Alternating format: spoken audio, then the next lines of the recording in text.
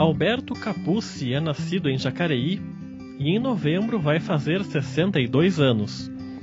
Desde sempre está intimamente ligado à cultura e a tudo que envolve este setor. Ele é o atual diretor do Museu de Antropologia do Vale do Paraíba, o MAVI, onde estão muitos projetos de sucesso na cidade. Um deles aconteceu em junho, a 9ª Feira do Bolinho Caipira, patrimônio cultural de Jacareí, foi no parque da cidade e atraiu gente de toda a região. Fora isso, ao lado da presidente da Fundação Cultural Sônia Ferraz, Capuzzi trabalha em muitas outras ideias, que ele vai contar aqui no programa Gente em Destaque. Você vai conhecer um homem apaixonado pelo que faz, bom de papo, que pensa cultura praticamente 24 horas por dia. Na entrevista, gravada no próprio MAVI, além disso tudo, Capuzzi vai falar sobre a sua vida, assunto o qual, aliás, ele começa esta prazerosa conversa.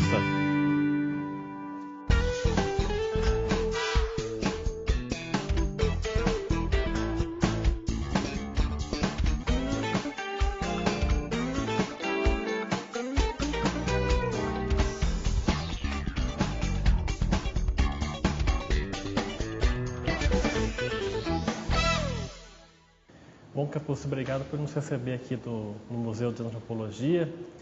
Vamos começar falando sobre a administração do museu, como é que está indo esse ano, sobre os projetos, fala um pouquinho sobre isso. Bom, eu que agradeço a vinda de vocês aqui, é sempre um prazer receber o pessoal da TV Câmara. O nosso museu está com um planejamento assim, de longo prazo, que já começou em 2009. 2009, no primeiro ano, foi de esboço, né, de experimentar como é que era, fazer algumas tentativas. Mesmo assim, teve uma exposição muito bonita, que foi a do Egito, que até hoje o pessoal lembra com muita saudade, mas pensando o museu como um museu de antropologia, isso precisa estar claro para a população, né? O nosso não é um museu de história, não é um museu de arte sacra, não é um museu de folclore, é um museu de antropologia. Qual é a missão do Museu de Antropologia? É pensar a identidade cultural no Vale do Paraíba. Como é que nós nos tornamos o que somos hoje? Como o caipira do Vale, quem que é, como é que surgiu. Então, dentro dessa preocupação, a gente traçou um planejamento de longo prazo, assim, é um planejamento de uns 10 anos, um programa de exposições, que a gente chamou de Construindo a Identidade Cultural no Vale do Paraíba, para refletir sobre exatamente isso, como que nós nos tornamos o caipira do Vale do Paraíba que nós somos hoje, essa mistura de imigrantes com Jeca Tatu, né, com Monteiro Lobato, Zé Maria de Abreu, Cassiano Ricardo, e a Estrada de Ferro, né, tem uma herança muito forte, a industrialização, as pesquisas espaciais, isso tudo dá uma identidade que vai além do bolinho caipira, da taiada de Caçapava, do afogado de Paraibuna e tal. Então, a primeira exposição que a gente realizou dentro dessa programação foi Nhenhenhen, Indígenas do Vale, que era para refletir sobre a primeira raiz, né, das nossas origens, as raízes indígenas, né? Foi em 2010. E em 2011, a segunda, ainda dentro dessa matriz étnica, né, foi a Navegar é Preciso, somos todos portugueses, que refletia sobre essa herança que veio de Portugal, não o que a gente produziu aqui, os portugueses produziram aqui, mas o que veio diretamente de Portugal. E o ano passado, que terminou esse ano, foi a cor que a ginga tem, né? Uma nova maneira de ser afro, que é para refletir sobre a herança que veio da África para cá.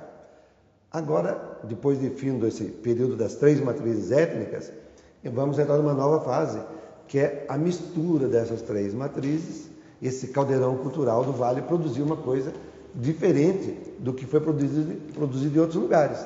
Porque foi adicionando outros temperos, os imigrantes, por exemplo, né? Cada um traça uma coisa. Isso, cada um trouxe uma contribuição. Então, nessa primeira fase das 3 matrizes, foi só o que veio de cada uma delas.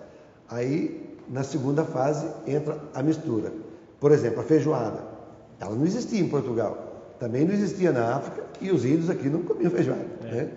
Ela foi uma coisa produzida aqui, é um produto cultural dessa mistura, né? No mesmo aspecto, a religião. A Umbanda veio de Portugal, e aqui se produziu, a partir da relação das culturas afro, das religiões afro com as religiões indígenas, se produziu uma coisa nova, com a introdução dos caboclos, da linha dos caboclos, né, no candomblé. Então, foi produzida alguma coisa brasileira. É isso que interessa para nós. Que vai ser a quarta exposição. Que vai ser a quarta exposição. Aí, a partir da quarta exposição, que é a segunda fase, se a primeira teve um viés étnico, as 3 matrizes, né? A segunda vai ter um viés mais econômico, porque é a produção econômica que foi dando uma identidade para a região, né? Começou com açúcar, depois o café, né?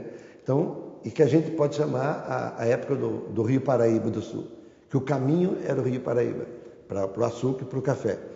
Essa época vai se encerrar com a chegada da Estrada de Ferro, que traz a época da industrialização, a primeira fase da industrialização, das confecções, dos imigrantes. Então, o vale mudou. Mudou, inclusive, o eixo do vale histórico, né? Foi mudando para esse vale mais industrial. A terceira fase, que é a fase da Via Dutra, é a nova industrialização do período JK, né, do Juscelino, que começou a trazer as indústrias, principalmente automobilísticas, para o vale, né? E assim nós vamos procurando. Aí muda o eixo para a Via Dutra. Né? Então, esse projeto, essa segunda etapa, prevê a cada ano um recorte, né? E para aprofundar, primeiro seria a cana-de-açúcar e o café, que é um período longo, aí entra a escravidão, entra muita coisa. Tem bastante coisa para explorar, né? Tem bastante. E no segundo semestre o museu vai dar uma descansada aí, porque ele vai sofrer uma reforma, mas mesmo assim vão acontecer algumas exposições mais curtas, né? Isso. Esse ano, terminada essa primeira fase desse projeto maior, que é o projeto que dá identidade para o museu, a gente vai dar uma parada para poder fazer um restauro que está sendo necessário e tá para conseguir um recurso para isso, né? A gente vai priorizar o restauro, cuidar da nossa casa, né? Para poder receber melhor o pessoal. E aí a ideia é entrar no segundo período das exposições, inaugurando a exposição em abril, na época do aniversário da cidade, para ficar até o final do ano, né? Então, a gente quer retomar esse projeto, 2014, com a história desse período do café e do açúcar, né? A gente está aqui numa sala onde tem uma exposição de porcelanas, aqui de objetos. Essa também é uma exposição dessas curtas, talentos de Jacareí? Isso. Essa é uma ideia da Sônia, a nossa presidente, né, da Sônia Ferraz.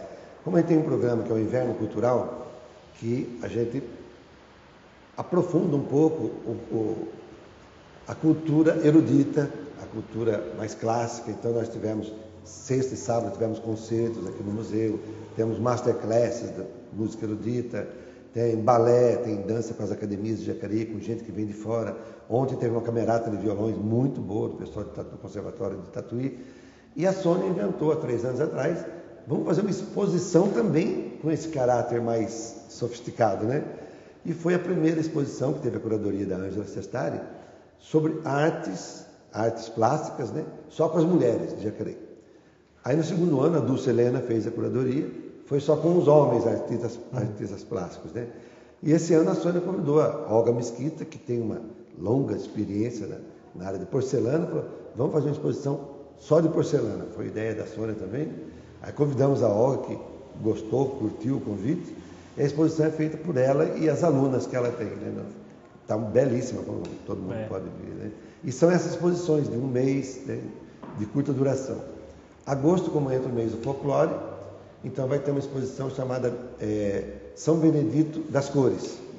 É um artista acho que de Guaratinguetá, que ele só pinta São Benedito em pano de prato. É dentro da cultura popular, como é o mês do folclore. Aí tem a Procissão dos Mortos, que já vamos na quarta edição, né? E sai daqui à meia-noite com umas 500 pessoas, sai daqui do museu. Esse ano vai ser dia 16 de agosto. Depois tem o Cortejo da Cobra Grande, que é sempre o domingo mais próximo do dia 22, que é o Dia Nacional do Folclore. E vamos ter essa exposição de arte popular, de arte sobre a pintura em pano de prata de São Benedito. A gente falou sobre a reestruturação do museu, que vai passar por essa reforma. Conta um pouquinho da história desse casarão aqui. Quem morava no museu, que não era um museu, no século XIX, início do século XX? Fala um pouquinho sobre isso. Essa casa foi construída em 1857, toda em taipa de pilão, que era a residência era o escritório da cidade, não era a residência. O João da Costa Gomes Leitão, que era famoso comerciante, um português de Braga, e ele era o homem mais rico da região, né? Ele morava ali onde agora é a Chácara Xavier, né, o condomínio das Palmeiras, era a Chácara Xavier, até pouco tempo atrás, e é um sítio arqueológico, né, conhecido como Chácara Xavier. Porque ali esse sítio arqueológico foi encontrado cacos de porcelana. Então, essa arqueologia não é indígena, não é artefatos indígenas, é da época da riqueza do café, que tinha louça portuguesa, material que vinha da Europa, né, para as casas dos grandes barões e outros que não tinham título, como o Gomes Leitão não teve título, mas era um dos homens ricos com o café, né? Tinha o poder, né? Tinha o poder. Então ele morava ali e aqui era o escritório da cidade, onde ele recebia as visitas ilustres, onde ele comprava e vendia escravos, que, segundo consta, ele era o maior traficante de escravos da região, né? Ele comprava em outras regiões e vendia aqui nessa região. E emprestava dinheiro a juros também, pegava as escrituras, tanto de imóveis, né, das fazendas, como de lote de escravos. Era um banqueiro também. Era um banqueiro da época, né? E ele era tão forte economicamente que ele resolveu bancar a construção da Estrada de Ferro. Que a Estrada de Ferro inicialmente viria do Rio de Janeiro e ia parar na metade do vale ali, na região de Cachoeira, Cruzeiro. E ele resolveu, não, vamos trazer ligar com São Paulo, porque o objetivo era escoar a produção de café. E ele reuniu os cafeicultores e ele, à frente disso, conseguiu os recursos necessários. E ele era tão forte economicamente que dizem que os bancos ingleses, para emprestar dinheiro para o imperador, exigiam que o Gomes Leitão fosse o avalista. Quer dizer, não era fraco, né? Ele realmente tinha o poder econômico, político, ele ocupava os principais cargos da época, né? E por conta disso tem muitas lendas a respeito dele, né? Tem umas passagens aqui no museu, uns porões aqui, não é isso? Tem. Dizem que nos porões ele guardava os lotes de escravos esperando para venda, né? Existe um túnel, a gente viu só o começo dele aqui, mas eu não vamos... Quem quiser tentar... Né? Dizem que chega até a igreja matriz, até embaixo da igreja matriz. Mas é muito baixo, né? Ele está muito pequeno, muito foi sofrendo aterramento ao longo dos tempos, né? Então acho que teria que fazer uma limpeza, seria até interessante fazer mesmo que fosse para cercar de grades, você não pode deixar um túnel assim aberto, né? Questão de segurança. Mas valeria a pena conhecer esse caminho, né? Quem sabe a gente faz uma pesquisa arqueológica. Vai ali. até a matriz mesmo. Né? Depois numa segunda fase, com a morte do Gomes Leitão, antes da abolição ele morreu, né? E aí a família acabou vendendo o imóvel, que era o Solar Gomes Leitão, ele foi vendido para o governo do estado, que criou aqui um grupo escolar Coronel Carlos Porto, que muita gente de Jacareí, inclusive eu, né? Muita gente estudou aqui e durante 100 anos funcionou como grupo escolar. Então é muito tempo, um século. Tem umas paredes também que estão com ainda, acho que é com material original, que guardavam, sei lá, mortos, não sei como é que era essa história. Tem isso ou não? Não. Na igreja matriz tem os túmulos, né? Inclusive um dos filhos do Gomes Leitão está lá. Mas aqui, o outro dia, teve um visitante aqui, o Luizinho Sestari, comentou que quando ele estudava aqui, em 63, se não me engano, foram fazer uma reforma aqui, abriu uma parede e encontraram um esqueleto. Nós estamos atrás dessas informações, mas aí a gente tem que achar uma matéria em jornal, fotografia, algum registro, um relatório disso, para poder afirmar que aconteceu mesmo, né? Estamos atrás disso, mas não conseguimos ainda, né? É como a história do túnel. A gente conhece o começo do túnel, no porão ali, que fica embaixo da antiga capela. Mas não sabemos onde é que vai dar, só entrando ali. Não teve nenhum desbravador ainda que conseguiu passar esse túnel ainda. Curioso tem bastante, mas para entrar no túnel realmente, querer ir até o fim, porque está muito estreito, aí você tem que entrar rastejando, pode faltar oxigênio, pode encontrar algum bicho também pelo caminho, né? Então, para voltar correndo de ré, rastejando, fica difícil, né? Se encontrar uma cobra lá, um gambá, fica difícil sair correndo. Mas nessa fase do grupão, que foi a mais longa, né, ele se consolidou como um espaço muito importante de Jacareí. E na época, eu acho que foi o começo de uma coisa que nós escolhemos hoje, né, que é o carinho que a população de Jacareí tem por esse prédio. É. Mesmo que não tenha exposição nenhuma, o museu ficando aberto, chega gente para visitar, principalmente aos domingos. O público dos domingos é uma boa parte é o público saudosista. Ele entra, não quer nem saber que exposição que tem. Ele vai, nessa sala eu estudei com a dona Geni Caldas, nessa sala eu estudei com a dona Benê, que a minha época também foi assim, né? A dona Dulce, mercadante, que mora aqui vizinha no prédio, né, no Mansão do Vale, ela é professora de metade de Jacareí, né? E a sala dela era lá embaixo, onde agora é o novo grupo, o colégio estadual, né, Carlos Couto, né? A escola estadual, Coronel Carlos Couto. Porque em 1980 o prédio foi entregue à prefeitura. Aí começou o terceiro período, que é o período do museu. Que está até hoje. Então, a prefeitura fez um acordo com o governo do estado e, em troca de receber o prédio, ela construiu na metade do terreno, que era a parte onde era a sala da Dona Dulce, né? A parte ali de baixo, que era o recreio dos meninos no tempo do grupão, né? Ali a prefeitura construiu uma escola nova, que é a Escola Estadual Coronel Carlos Couto hoje. Em 1980, no dia 8 de dezembro, o prefeito Arbene Lencioni, ele recebeu o prédio para instalar aqui o museu. Aí ficou 14 anos fechado ainda, em trabalho de restauro, que estava bastante prejudicado, o prédio estava bastante afetado, precisou dar um upgrade, que fez um trabalho muito bom de restauro, paciente, né? Que até hoje ainda tem muita coisa para fazer, né? Porque o tempo passa e uma construção tão antiga assim, ela sofre, né? As consequências do tempo. Capucci, como é que você começa a se interessar por cultura popular, cultura do Jacareí? E ainda na sua infância, como é que começou isso? Eu sempre gostei, eu sou do São João, né? Eu nasci no bairro do São João, fui criado ali, então a festa junina é coisa que está no nosso dia a dia. Por isso, quando eu assumi aqui, na época, eu assumi a diretora de patrimônio cultural, né? A primeira preocupação era, vamos fazer do bolinho caipira um patrimônio cultural de Jacareí. E deu certo, a população se empolgou com isso, virou até, o Diário de Jacareí fez uma consulta aí sobre qual é o bolinho, né? Se é de farinha branca, e amarela. Isso movimentou a cidade por quê? Porque mexeu com a identidade.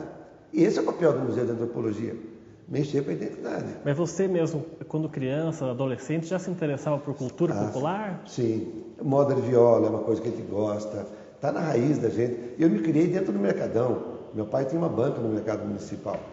Então, quando foi reinaugurado o mercado, meu pai ele tinha uma fábrica de ração antes atrás do mercado. E quando foi reinaugurado, ele tinha uma banca ali dentro. Eu me criei, então, sempre no entorno do mercado. Guardava bicicleta do lado do mercado, depois trabalhava nas bancas. E eu convivi muito com isso, né? Essa cultura. O Mercadão, o que é? É o ponto de encontro entre o rural e o urbano, né? E ali se produz uma cultura que eu acho que é legítima, cultura regional. Dentro do Mercadão eu comia bolinho caipira todos os dias, e até hoje você encontra na barraca do Zequinha lá. Quando eu comia era do tempo do pai do Zequinha, do Paraná, né? E hoje é o Zequinha, agora já não é nem o Zequinha, mas são as filhas dele que estão tocando, né? Então, é uma cultura que vem de berço, né? No São João, a gente acostumou com o carnaval, o Santa Helena, né? Sempre teve a escola de samba de Santa Helena há mais de 50 anos. O futebol, que tinha o campo da Liga, ali onde agora é a escola, né? O Barão de Jacareí. E as festas juninas era a época de música caipira, de moda de viola, de catia, de folia de reis, São Gonçalo. A gente sempre assistia, sempre curtiu. E isso faz parte, né? Marcou a nossa infância. E fica presente. Aí depois, quando eu saí de Jacareí, em 79, para trabalhar com povos indígenas. Aí fiquei de 79 até 2006, quando eu voltei. 27 anos, né, nesse trabalho. Por isso que fui convidado. Quando eu voltei, eu tinha mandado um currículo até na prefeitura. Depois de 2 anos me convidaram. Pela experiência com indígenas, né, quase 30 anos trabalhando com índio, a gente tem um conhecimento de antropologia, né? E por ser um professor de história, então acho que uniu duas coisas bastante interessantes, né? Nessa sua época de trabalho com os índios, você foi em quais cidades, quais estados? Olha, no começo, quando a gente saiu de Jacareí, nós fomos morar, eu e a Jussara Rezende, que era minha esposa na época, nós fomos morar em Itanhaém, no litoral sul. E ali fizemos um trabalho, principalmente em Itanhaém, Itariri, Peruíbe e aqui em Ubatuba, que tinha um grupo em Ubatuba que a gente acompanhava, e um grupo de São Sebastião que a gente acompanhou menos, mas tinha também uma aldeia em São Sebastião. E o foco do trabalho era pesquisar para garantir a demarcação dessas terras como áreas indígenas, né? E esse era o objetivo. E a gente trabalhava, então, pesquisando. A história oral foi muito útil nessa época, né? Para reconstruir aquela história a partir do depoimento dos próprios índios. Se você for reconstruir a história pelos livros, você vai encontrar a história oficial só. Né? E no depoimento dos que foram varridos para baixo do tapete, né, ao longo da história, né, que estão fora da história oficial, aí é possível você conseguir realmente mostrar um outro lado. Né? Então a gente foi pesquisar, pegava o depoimento dos índios.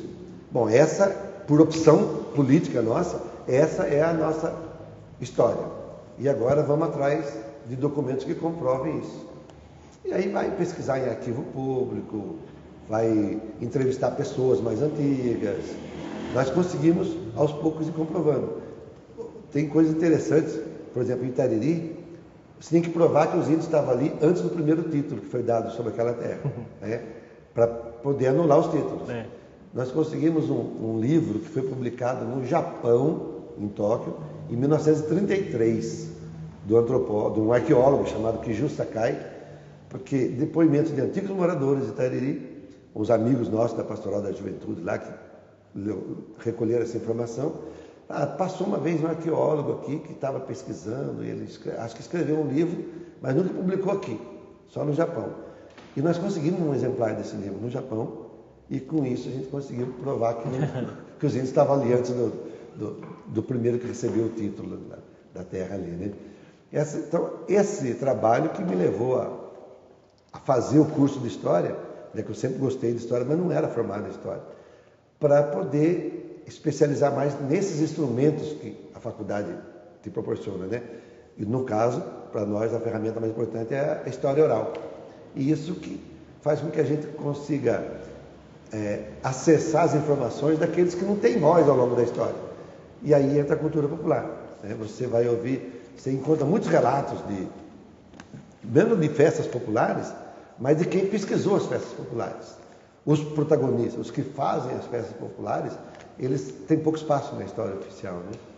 Então, a partir dessa experiência assim, de trabalho com os índios, de ver alimentar o protagonismo deles, né? Eu acho que deu uma experiência bastante interessante e me formou dentro dessa área, né? Então, qual é o papel de quem está aqui à frente do museu? É fazer com que isso aqui seja uma vitrine da cultura que se pratica na nossa região. Expandir cada vez mais. Isso, e trazer aqui para dentro aqueles que sempre foram empurrados para fora, né? Então, se aqui é o prédio do maior traficante de escravos, nós fizemos eventos de capoeira, fizemos uma homenagem, foi o Tião Virgilino até que organizou isso, né? Na primeiro mandato do Hamilton, que ele trabalhava aqui com a gente, um encontro de Umbanda, com homenagem para 5 mães de santos, do Candomblé e da Umbanda, né? O encontro das religiões afro, nesse salão. E teve uma celebração dizem que tem muitos fantasmas de ex-escravos aqui. Aquele dia acho que exorcizou tudo, limpou todos esses fantasmas, porque tinha mais de 100 pessoas de Umbanda e Candomblé aqui dentro.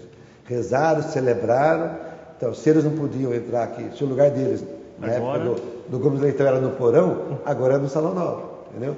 Esse é o nosso papel. Eles têm que ocupar esse espaço e mostrar a beleza que tem na sua cultura. Vamos falar agora sobre o bolinho caipira de Jacareí, patrimônio cultural da cidade, que já gerou polêmica com São José, com Guararema, com outras cidades. Como é que começou essa ideia? Quem teve primeiro a ideia de fazer o tombamento do bolinho caipira? Como é que foi essa história? Eu vi isso. Tinha um macaco aí em Itariri, caía macaco em Itariri, que era de estimação da família lá. Mas só aprontava esse macaco, só fazia macaquismo, né? Um dia o chefe da família se invocou, que ele fez muita arte naquele dia. Aí o Fernando Pinhar pegou esse espingarda e matou o macaco.